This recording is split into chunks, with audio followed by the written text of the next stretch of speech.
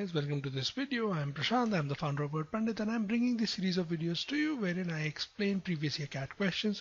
In this particular case, we've got a CAT 2018 misfit sentence question. Here you need to do something very simple. You need to identify the odd one out. Here statement number 2 is the odd one out, and statements 1, 3, 4, 5 are connected with one another. They actually form the sequence 1, 5, 3, 4. Remember, in odd one out questions, you're not supposed to form the sequence.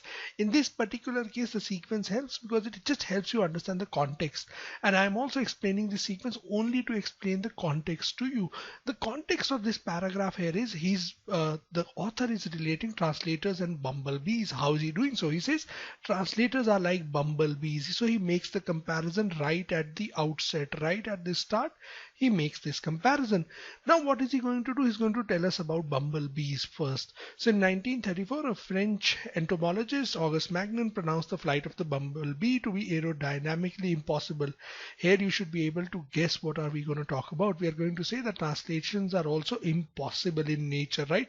Hence the comparison 1 and 5, the set of connected statements.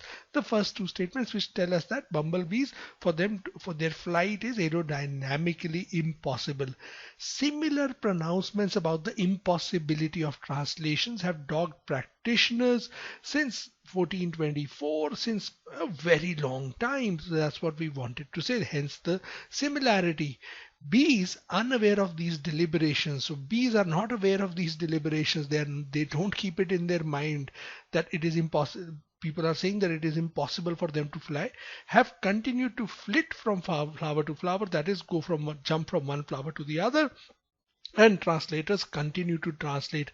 So irrespective of whatever people might say translations are impossible, still they will continue to translate. Similarly, bees, people might say it's impossible for them to fly, they'll continue to fly. Bumblebees in particular, right?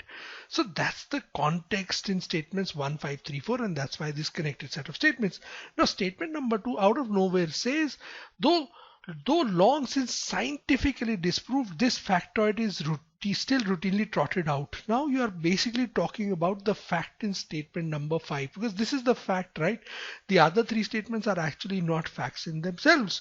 So statement number 5 is the fact. So now you're saying this fact has been scientifically disproved. This is still being used. The problem here is the other 4 statements are actually not concerned with the science, right? They are not concerned with scientific validity. What are they concerned with? They are concerned with comparing translators and bumblebees, right? So the comparison is important here. This is a tool which has been used by the author as a tool of the language, rather than he's not trying to prove any science here. Hence statement number 2 is completely out of context, out of place, does not fit the other 4 sentences, which are basically about the impossibility of translations and the difficulties translators face and how they're equated to bumblebees in terms of the nature of the job that they do. This is the logic behind this question. Hopefully so you're clear with the logic now. You've understood the logic. Thank you very much for watching this video, and as always, happy learning.